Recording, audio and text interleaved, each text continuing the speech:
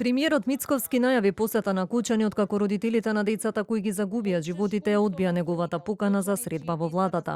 По нивната порака дека поканата е задоцната и дека дел од родителите не се во можност да патуваат поради последиците од трагедијата. Мицковски денеска рече дека ја прифаќа поканата тој да оди во Кучани на средба со нив. Жалам што е таква одлуката.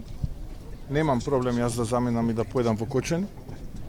Апсолутно, и ќе сторам и како што правев до сега се за да им помогнам онолку колку што можам да им помогнам. Но исто така морам да кажам дека сум имал покана да појдам таму и на ваков состанок да поразговарам е лага, такво нешто нема. Но еве, без разлика, ако е ова покана, еве кажувам дека ќе појдам во Кучани и ќе разговарам, ќе се организираме, ќе се договориме, така што мене не ми представува никаков проблем, стојам на располагање.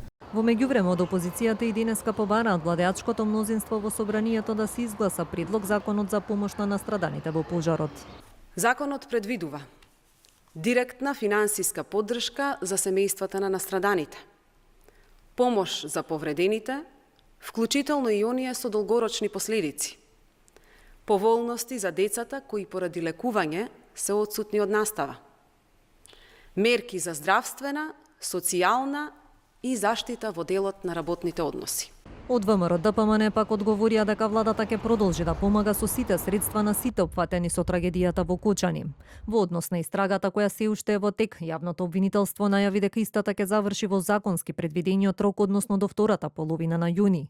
Во Кучани вчера долга поворка го изоде маршот на ангелите, на кој родителите и блиските во преградка со фотографии од загинатите и транспаренти одлучија со молк да ги потсетат надлежните дека очекуваат правда и темелна и неселективна истрага за изгубените животи.